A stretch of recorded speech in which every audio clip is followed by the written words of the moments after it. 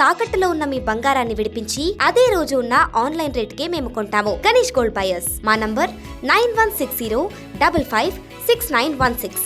నమస్తే, welcome to okay TV entertainment. నేను మీ అమూల్య. మరో సరికొత్త బిగ్ బాస్ టీవీ ఎపిసోడ్తో మళ్ళీ నేను మీ ముందుకు వచ్చేసాను.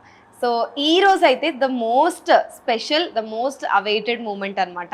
ఇన్ని రోజులు బిగ్ బాస్లో మనం జనరల్గా అందరూ గొడవ పడడం చూసాము, టాస్క్లు ఆడడం చూసాము, నామినేషన్లు చేసుకోవడం కూడా చూసాము. ఈరోజు మనం చాలా రోజుల నుంచి వెయిట్ చేస్తున్న వైల్డ్ కార్డ్ ఎంట్రీస్ ఎపిసోడ్ అనమాట. సో ఈరోజు ఎపిసోడ్లో మొత్తానికైతే ఒక అగ్ని అగ్ని పరీక్ష షోలో ఎవరైతే వచ్చారో పోటీపడి కామనర్స్ లాగా, సో మొత్తానికి కామనర్స్ నుంచి ఒక 4 మెంబర్స్ అయితే లోపలికి పంపించేశారనమాట. సో అవుట్ ఆఫ్ ఆ 4 నుంచి ఒక్కరినైతే హౌస్ లోకి ఎలెక్ట్ చేసుకోవడానికి అక్కడ హౌస్ లో ఉన్న వాళ్ళందరినీ కామనర్స్ ప్లస్ మన సెలబ్రిటీలు వీళ్ళందరూ కలిసి చూస్ చేసుకోవాలన్నమాట ఆ 4 పీపుల్ దగ్గర నుంచి. సో వీళ్ళందరూ కూడా ఆల్రెడీ మనకి అగ్ని పరీక్ష షోలో ఉన్నారని తెలిసిందే కాబట్టి ఒకసారి వాళ్ళ నేమ్స్ అయితే చూసిద్దాం. 4 మెంబర్స్ ఎవరో, తర్వాత వాళ్ళు ఎలా ఎలెక్ట్ చేసుకున్నారు, లాస్ట్కి ఎవరు సెలెక్ట్ అయిపోయారు ఏంటి అనేది ఒకసారి తర్వాత చూద్దాం. సో వచ్చేసి ఫస్ట్ సయ్యద్ షకీబ్, నాగ ప్రశాంత్ అండ్ దివ్య, నిఖిత, అనుషరతం. సో ఈ 4 పీపుల్ని అయితే మొత్తానికి బిగ్ బాస్ హౌస్లోకి అయితే పంపించేశారు.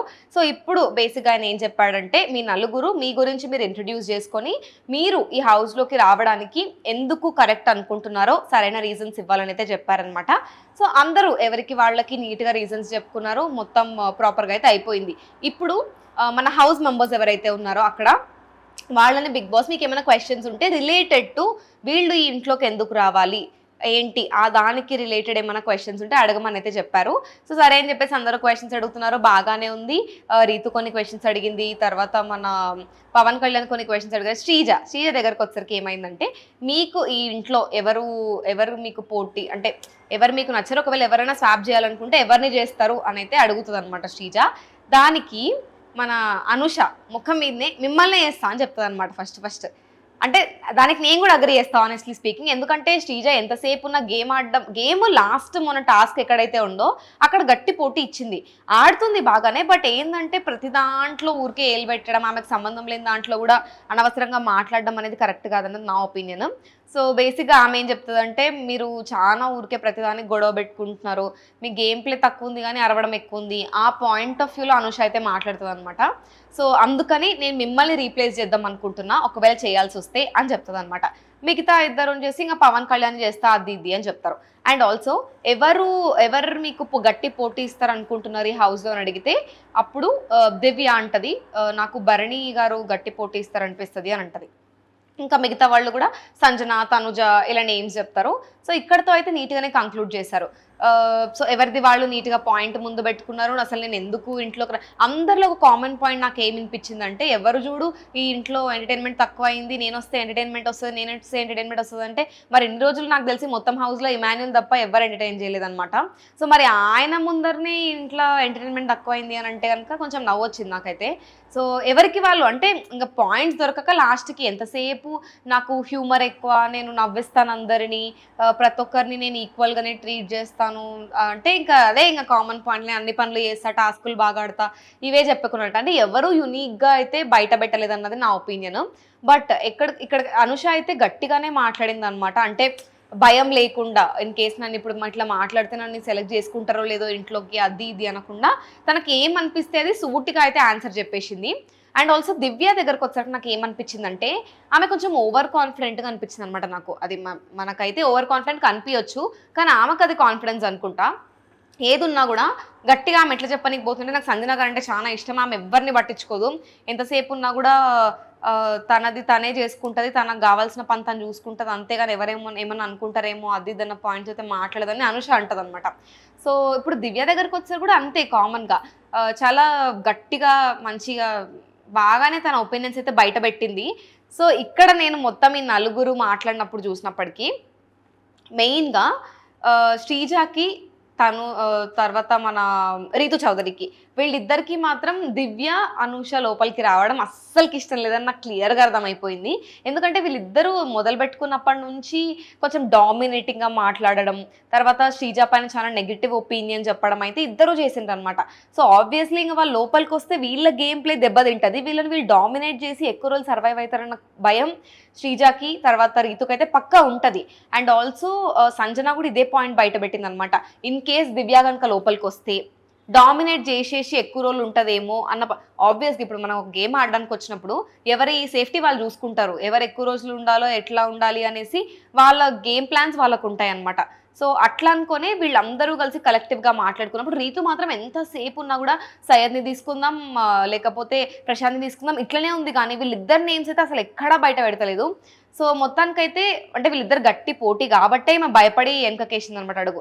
సరే ఇంక ఇక్కడతో అయిపోయింది. నలుగురు అయితే బయటికి వెళ్ళిపోయింది. వెళ్ళేటప్పుడు కూడా అందరూ గట్టిగానే మంచిగా రిక్వెస్ట్ చేసుకున్నారు అనమాట, మమ్మల్ని తీసుకోండి ఎందుకంటే మాకు తెలుసు బయట ఎట్లుంది ఏంది అని చెప్పేసి. సో వెళ్ళిపోయారు. ఇప్పుడైతే వీళ్ళని చూస్ చేసుకునే ప్రాసెస్లో ఓటింగ్ ఎలా జరుగుతుందంటే వాళ్ళ ఫోటో ఉన్న కార్డ్స్ ఏవైతే ఉంటాయో ఆ కార్డ్స్ని బ్యాలెట్ బాక్స్లో వేయాలి. మెజారిటీ ఏది ఉంటే అదని చెప్పలేదన్నమాట. సో జనరల్గా అయితే ఓటింగ్ చేయండి, ఓటింగ్ తర్వాత మనం చూసుకుందాం అన్నట్టయితే చెప్పిండు. సరే అక్కడితో అయిపోయింది, మంచిగానే నడిచింది. ఇంకా లాస్ట్కి మనం ఓటింగ్ ప్రాసెస్ అంతా అయిపోయాక లాస్ట్లో కౌంటింగ్ చేసుకున్నప్పటికీ లోపలికి మాత్రం పంపించడం దివ్యని పంపిస్తారనమాట. దాన్ని చూసి ఒక సెకండ్ హౌస్ మేట్స్ అందరికీ దిమ్మ తిరిగిపోతుంది. ఎందుకంటే హౌస్లో నాకు తెలిసి బేర్లీ ఒక 4-5 పీపుల్ దివ్య కోట్ చేసి ఉంటారు. మిగతా వాళ్ళంతా కూడా ఎంతసేపు ఉన్నా మిగతా వేరే ఇంకా సయ్యద్ కై ఉండొచ్చు, ప్రశాంత్ కై ఉండొచ్చు, అంతేగాని అనుష అయితే కౌంట్ కూడా చేయలేదు చాలా మంది.